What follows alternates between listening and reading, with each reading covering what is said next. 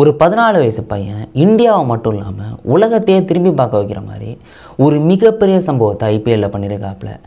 இந்தியாவில் எவ்வளோ பேர் கிரிக்கெட் ஆடுறாங்க, மூளை முடுக்கெல்லாம் வந்து கிரிக்கெட் ஆடிக்கிட்டு இருக்காங்க. அப்படி வந்து கிரிக்கெட் ஆடி ரொம்ப ரொம்ப திறமையானவங்க வந்து அப்படி ஐபிஎல்லுக்குள்ளே போவாங்க, அதுக்கப்புறம் இந்தியன் டீமுக்குள்ளே போவாங்க. இப்படி ஏகப்பட்ட பிளேயர்ஸ் இருக்காங்க. இவங்க எல்லாரும் பண்ண முடியாத சாதனையை 14 வயசு பையன் வந்து இந்த ஐபிஎல்லில் பண்ணியிருக்காப்புல. அப்படி என்ன சாதனைன்னா, வெறும் 35 பாலில் ஃபாஸ்டஸ்ட் செஞ்சுரி வந்து போட்டிருந்துருக்காப்புல. இது வந்து இந்தியன் பிளேயர்ஸில் இவ்வளோ ஃபாஸ்டஸ்ட்டு செஞ்சுரி போட்டது இந்த 14 வயசு பையன்தான். ஆனால் ஐபிஎல் வரலாற்றிலேயே இது 2வது ஃபாஸ்டஸ்ட்டு செஞ்சுரி. ஃபஸ்ட்டு யாருன்னு கேட்டிங்கன்னா எல்லாருக்குமே தெரிஞ்ச ஆள் தான், அவர் தான் கிறிஸ் கெயில். அவர் வந்து 2013 புனே வாரியர்ஸுக்கு எதிராக வந்து அடிக்கிறாப்புல. ஆனால் யோசிச்சு பாருங்களேன், ஒரு 14 வயசு பையன் ஐபிஎல்லில் செஞ்சுரி அடிக்கிறதே பெரிய விஷயம். ஆனால் அது ஃபாஸ்டஸ்ட்டு இந்தியன் பிளேயர்ஸு இப்போ கரண்ட் இந்தியன் டீமில் ஆடுறவங்க கூட இந்த சாதனையை பண்ணது கிடையாது. ஆனால் அந்த 14 வயசு பையன் வந்து பண்ணியிருக்காப்புல. இதை பற்றி தாங்க இந்த வீடியோவில் பார்க்க போகிறோம். எல்லாருக்கும் வணக்கம், நான் பாலாஜி பேசுகிறேன். சரி வாங்க ஃபஸ்ட்லேருந்து பார்க்க ஆரம்பிப்போம். இந்த மெகா ஆக்ஷன் வரும்போது வந்து பார்த்துட்டிங்கன்னா பல பிளேயர்ஸை வந்து எல்லா டீமும் எடுத்துக்கிட்டு இருந்தாங்க. அப்போ தான் இந்த வைபவ் சூரியவன்ஷி அப்படின்னு சொல்லப்படுற 14 வயசு பையன் ஏலத்துக்கு வராப்புல. 2 டீம் போட்டி போட்டு கேட்டுக்கிட்டு இருக்காங்க. அப்போ ஆர்ஆர் 1,10,00,000க்கு அந்த பையனை வந்து ஏலத்துக்கு வந்து வாங்கிடுறாங்க. நம்ம எல்லோரும் என்ன யோசிப்போம், அந்த பையனை வந்து எப்படியாவது ரெடி பண்ணி ஒரு 18-20 வயசில் நம்ம ஆர்ஆரில் விளையாட வைப்போம்ப்பா அப்படிங்கிறதுக்கு தான் வாங்கியிருக்காங்க அப்படின்னு நம்ம நினப்போம். ஆனால் அதெல்லாம் இல்லை, அந்த பையனுக்கும் ஒரு விதமான லக் இருந்துச்சு. ஏன்னா இந்த ஆர்ஆர் மேட்ச் வந்து ஆரம்பிக்குது. இப்படி ஆரம்பித்தோன்னா அவங்களுக்கு வந்து சீசன் பெருசாகவே போகலை, நல்லா தோற்றுக்கிட்டே வந்துக்கிட்டு இருக்காங்க. அதையெல்லாம் தாண்டி ஜெயிக்க வேண்டிய மேட்செல்லாம் அப்படியே வந்து விட்டுட்டு வந்துக்கிட்டே இருக்கிறாங்க. இப்போ நடந்துக்கிட்டு இருக்கு. ஒரு கட்டத்தில் வந்து இல்லைப்பா, நம்ம ஜெயித்தாலும் ஒன்று தான், தோற்றாலும் ஒன்று தான், நம்மளுக்கு சீசனே கிட்டத்தட்ட முடிய போகுது. இந்த 16 வயசு பையன் இருக்கான், 14 வயசு பையன் இருக்கான், 1,10,00,000க்கு எடுத்துருக்கோம், அவனை ஆட விட்டு பார்ப்போமே அப்படின்ட்டு 19 ஏப்ரல் அன்னைக்கு விளையாட விட்றாங்க. அப்படி விளையாட விட்டால் அந்த பையன் வந்து கிட்டத்தட்ட 30 ரன்னா நம்ம வந்து 20 பாலில் வந்து அடிக்கிறாப்புல. மொதல் மேட்ச்லேயே 3 6 வந்து அடிக்கிறாப்புல. அடித்து முடிச்சுட்டு அந்த பையன் வந்து அழுதுட்டு போவாப்புல. மூஞ்செல்லாம் பார்க்க வந்து ரொம்ப சின்ன பையன் மாதிரி தான் இருக்கிறாப்புல. இப்படி இது வந்து நடந்துக்கிட்டே இருக்குது. அடுத்த மேட்ச் வந்து ஆடுறாங்க. அந்த மேட்ச்சில் வந்து ரன்னை வந்து அடிக்க முடியல. இப்படி 2 மேட்ச் வந்து முடிஞ்சிருது. ஆனால் 3வது மேட்ச்சில் தான் இந்த சாதனையை வந்து பண்ணுறாப்புல. ஆனால் ஆர்ஆருக்கு வந்து லக்கே இல்லை அப்படின்னு தான் வந்து சொல்லி ஆகணும். அந்த அளவுக்கு க்ளோஸ் மேட்செல்லாம் வந்து தோற்றுட்டு வந்தாங்க. டெல்லியோட 6 பாலில் 9 ரன் வந்து தோற்றாங்க. அடுத்த மேட்ச் 6 பாலில் 9 ரன் தோற்றாங்க. அதுக்கப்புறம் வந்து 12 பால் 18 ரன்லாம் தோற்றாங்க. இப்படி தோற்றுட்டு வரும்போது அவங்களுக்கு கிடைச்ச ஒரு வரம், ஒரு டைமண்ட் எப்படின்னாலும் சொல்லலாம், அதுதான் இந்த வைபவ் சூரியவன்ஷி. இன்றைக்கி வந்து மேட்ச் ஆரம்பிக்குதுங்க. ஜிடி வந்து பார்த்துட்டிங்கன்னா பாயிண்ட்ஸ் டேபிளில் டாப்பில் இருக்காங்க, எல்லாருக்குமே தெரிஞ்ச விஷயந்தான். அப்படி அவங்க வந்து நல்லா ஆடி கிட்டத்தட்ட 209 ரன்னா நம்ம அடிச்சிடறாங்க. இப்படி அடித்தவுடனே அப்பா ரொம்ப டஃப்பாக இருக்க போதுப்பா, ஆர்ஆர் ஏற்கனவே வந்து பயங்கரமாக தோற்றுக்கிட்டு இருக்காங்க, இதையும் தோற்றுருவாங்க அப்படின்னு தான் வந்து நினச்சோம். ஆனால் மேட்ச் ஆரம்பிக்குது. ஜெய்ஸ்வால் முதல்ல வந்து அடிக்க ஆரம்பிக்கிறாப்புல. அதுக்கப்புறம் இந்த வைபவ் சூரியவன்ஷி வந்து அடிக்கிறாப்புல போட்டு எல்லாரையும் பிரிக்கிறாரு. அதுவும் வந்து ஒரு 14 வயசு பையன் அடித்தா எங்கே வந்து பால் போகணும், இந்த பையன் அடித்தா ஏன்னா கிரவுண்ட் அவுட்டு வெளில போகிற மாதிரி 90-93 மீட்டர்லாம் வந்து போகுதுங்க. அந்த அளவுக்கு பயங்கரமான ஹிட்டிங் வந்து பண்ணுறாப்புல. பால் பட்டாலே கிட்டத்தட்ட 90 மீட்ரு 85 மீட்ரு அந்த அளவுக்கெல்லாம் வந்து போகுது. பட்டாலே 6ங்கிற மாதிரி வந்து அடிக்க ஆரம்பிக்கிறாப்புல. எல்லாரையும் போட்டு பிரிக்கிறாரு. இஷாந்த் சர்மா அப்படிங்கிற ஒருத்தர் வந்து வராரு. அவரை வந்து ஒரே ஓவரில் 28 ரன், அவர் இந்தியாவுக்கெல்லாம் ஆடி இருக்கிறாப்புல. அவரை வந்து போட்டு போடுகிறாப்புல. இப்படி நடந்துக்கிட்டு இருக்கும்போது இதோட ஒரு வேதனையான ஒரு விஷயம் என்னென்னா, ஆப்கானிஸ்தான் பிளேயர் கரீம் ஜானத் அப்படிங்கிறவர் வந்து ஆட வைக்கிறாங்க. அவர் வந்து பார்த்துட்டிங்கன்னா முதல்ல இந்த ஐபிஎல்லில் வந்து ஆடுறாரு. மேட்சுங்க, ஓவர் போடுறாரு. அப்படி போட்ட அந்த ஓவரில் ஒரு 2 ரன் அடிக்கிறாங்க, 30 ரன் அடிக்கிறாங்க. 30 ரன் அது எவ்வளோ பெரிய விஷயம். ஒரு ஓவருக்கு 36 ரன் தான் அடிக்க முடியும். அந்த பிளேயரோட மைண்ட் வாய்ஸ் வந்து எப்படி இருக்குன்னு யோசிச்சு பாருங்களேன். மேட்ச் ஐபிஎல் ஆடுறாப்புல. இப்படி இந்த பையன் வந்து போட்டு எல்லாரையும் பிரிச்சுக்கிட்டே இருக்காப்புல. ஒருத்தரை உள்ள ரஷீத் கானை கொண்டு யாரையுமே உள்ள எல்லாரையும் அடித்து நவத்தினா கிட்டத்தட்ட ஃபாஸ்டஸ்ட்டு 50 17 பால். அது வந்து இந்த சீசனுக்கு மட்டும்.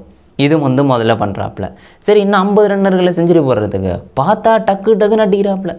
70 ரன்லேருந்து 100 ரன் வர்றதுக்கு ஒரு 6 4 தாங்க. டக்குன்னு பார்த்தா 100 ரன்னு, 94 ரனில் நிற்கிறாப்புல. 34 பாலில் ரஷீத் கானை வந்து அடிக்கிறாப்புலங்க செஞ்சுரி அடிக்கிறதுக்கு.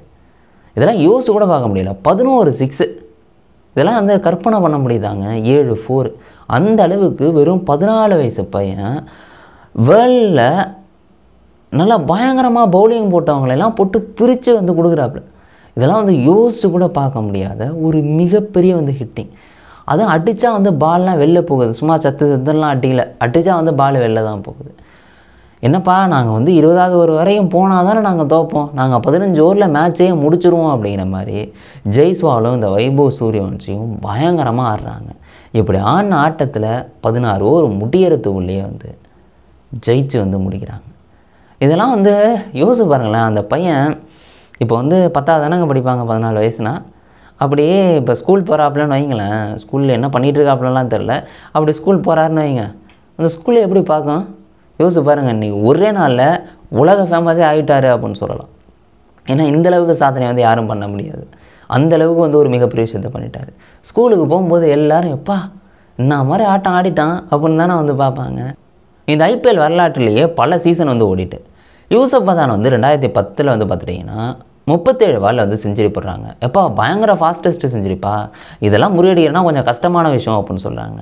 அந்த 2010 தானே 37 பால் செஞ்சுரி அடிக்கிறாப்புல. ஆனால் அடுத்த வருஷம்தான் இந்த வைபவ் சூரியவன்சியை பிறகுறாப்புல. இன்னும் சொல்ல போனால் 2011 வேர்ல்டு கப்பு தோனி தலைமையில் நம்ம வந்து வாங்குகிறோம். அந்த வேர்ல்டு கப் நம்ம கைக்கு வர்றதுக்கு 5 நாளைக்கு முன்னாடி தான் இந்த வைபவ் சூரியவன்சி வந்து பிறந்திருந்திருக்காப்புல. இப்படி அந்த சூரியவன்சி பிறந்து நல்லா பயங்கரமாக ப்ராக்டிஸ் பண்ணி பயங்கர திறமையை வந்து வளர்த்துக்கிறாப்புல. 2013 நம்ம வந்து யோசிச்சு கூட பார்க்க முடியாது. கிறிஸ் கெய்ல் எவ்வளோ பெரிய பிளேயர், அவர் வந்து 30 பாலில் செஞ்சுரி அடிச்சுட்டு போயிடறாப்புல. இது வந்து ப்ராக்டிக்கலாகவே யோசிச்சு பார்த்தோன்னா ஒரு 30 பால் இந்த ரெக்கார்டை முறியடிக்கணும்னா ஒரு பயங்கரமான ஹிட்டிங்கை பண்ணணும். வந்ததுலேருந்து எல்லா பாலும் அடிச்சுக்கிட்டு இருந்தால் தான் இந்த கிறிஸ் கெய்ல் சாதனை வந்து முறியடிக்க முடியும். அது இன்னும் சேஃபாக தான் வந்து இருந்துக்கிட்டு இருக்குது. அதுக்கப்புறம் பல பேர் வராங்க, பல செஞ்சுரியை போடுறாங்க. இது எல்லாம் நடந்துக்கிட்டு இருந்தாலும் அந்த யூசப் பதான் ரெக்கார்டு அப்புறம் கிறிஸ் கெய்ல் ரெக்கார்டை யாருமே வந்து முறியடிக்க முடியலை. 39 பால் செஞ்சுரி எல்லாம் போடுறாங்க. இது நடந்துக்கிட்டு இருக்கும்போது தான் RR ரொம்ப மோசமாக பெர்ஃபார்ம் பண்ணுறாங்க. அப்போ சூரியவன்சி இறக்கி விட்றாங்க. 3வது மேட்ச்லேயே பயங்கரமான ஹிட்டிங்கை பண்ணி வெறும் 35 பாலில் செஞ்சுரியை வந்து போடுறாப்புல. அந்த அளவுக்கு ஒரு பயங்கரமான ஹிட்டிங்கை வந்து பண்ணுறாப்புல. இதை வந்து நாளைக்கு வந்து உலகமே பார்க்குங்க. இப்போ வந்து நான் 1 மணிக்கோ 12 மணிக்கோ இந்த வீடியோ வந்து எடுத்துக்கிட்டு நாளைக்கு வந்து உலகமே வந்து இந்த வைபவ் சூரியவன்சியை பற்றி வந்து பேசும். வெறும் 14 வயசு பையன்ப்பா, நம்ம 14 வயசில் என்ன பண்ணோம் அப்படின்னு யோசிச்சோன்னா அது வந்து தெரியவே தெரியாது. ஒரு உலகத்தில் உள்ள அத்தனை பிளேயர்ஸும் வந்து எப்பா ஐபிஎல்லில் விளாட்லாம்ப்பா, ஐபிஎல்லில் போய் பெஞ்சில் கூட உட்காரலாம்ப்பா அப்படின்னு சொல்கிற அளவுக்கு ஒரு மிகப்பெரிய ஒரு கிரிக்கெட் டோர்னமெண்ட் அப்படின்னு சொன்னால் அது மிகையாகிடாது. அப்படிப்பட்ட விஷயத்தில் வந்து சூரியவன்சி எடுத்ததே பெரிய விஷயம். அதை எடுத்து ஓப்பனிங் ஸ்லாட் எப்படி சஞ்சு சாம்சனுக்கு வந்து காயம் ஏற்படுது, அதனால் வைபவ் சூரியவன்சி வந்து ஆட வைக்கிறாங்க. ஆட வைக்கிறது மட்டும் இல்லாமல் அந்த பையன் திறமையை வந்து சரியான இடத்துல வந்து வெளிப்படுத்துகிறாப்புல. எல்லாரும் வந்து வியந்து வந்து பார்க்குறாங்க. இதில் என்ன பண்ணு பார்த்துட்டிங்கன்னா இப்போ 14 வயசுலேயே இந்த கிரிக்கெட்டுக்குள்ளே வந்ததுனால இப்போ வந்து ஒரு 38 வயசு வரைக்கும் ஆவரேஜாக வந்து ஆடலாமாங்க, இல்லாட்டி 40 வயசு வச்சுக்கலாமா ஃபிட்டாக இருந்தால். இப்போ இவர் வந்து ஒரு லாங் கிரிக்கெட் ஜேர்னி வந்து இருக்குது. ஆனால் என்னென்னா இப்போ வந்து காசு வந்து அவருக்கு வந்து வர ஆரம்பிக்கும். அதை காசையும் சரி புகழையும் சரி சரியாக யூஸ் பண்ணாப்புல அப்படின்னா அடுத்த பல வருஷங்களுக்கு இவர் கிரிக்கெட்டில் வந்து ஜொலிக்கலாம். இவர் என்ன பண்ணுறாரு அப்படிங்கிறத நம்ம பொறுத்திருந்து பார்ப்போம். பட் இருந்தாலும் இவர் பல சாதனைகள் வந்து பண்ணிட்டார். 14 வயசில் வந்து ஐபிஎல்லில் யாரும் மேன் ஆஃப் த மேட்ச் வாங்கினது கிடையாது. இவர் வந்து அதை பண்ணியிருந்திருக்காரு. ஐபிஎல்லில் ஃபாஸ்டஸ்ட்டு செஞ்சுரி, இது மாதிரி பல விஷயங்களுங்க. நம்ம 14 வயசில் என்ன பண்ணியிருந்திருப்போம்னு யோசிச்சா எனக்கு ஒன்றும் ஞாபகம் இல்லை. நீங்கள் என்ன பண்ணியிருந்தீங்க? ஆனால் இப்படிப்பட்ட ஒரு விஷயத்தை கற்பனை கூட பண்ண முடியலங்க. ஏன்னா இந்தியாவில் எத்தனையோ பிளேயர்ஸ் வந்து கிரிக்கெட் வந்து ஆடிக்கிட்டு இருக்காங்க. ஆனால் இந்தியன் பிளேயர்ஸில் ஐபிஎல்லில் ஃபாஸ்டஸ்ட்டு செஞ்சுரி போட்டது இவர் தான்னா இதெல்லாம் வந்து எந்த அளவுக்குங்க? இதெல்லாம் வந்து காலத்துக்கும் நின்று வந்து பேசும். இன்னும் பல வருஷம் கழிச்சு அந்த சூரியவன்சியே அதை திரும்பி பார்த்தாருன்னா எப்பா என்ன மாதிரி அடிச்சிருக்கோம் அப்படிங்கிற மாதிரி இது மட்டும்தாங்க தோணும். இந்த சம்பவத்தை பற்றி நீங்கள் என்னங்க நினைக்கிறீங்க? உங்கள் மனசு என்ன தோணுதோ அதை கீழே கமெண்ட் பண்ணுங்கள். நாளைக்கு ஒரு டேயில் நான் உங்களை சந்திக்கிறேன். Bye guys.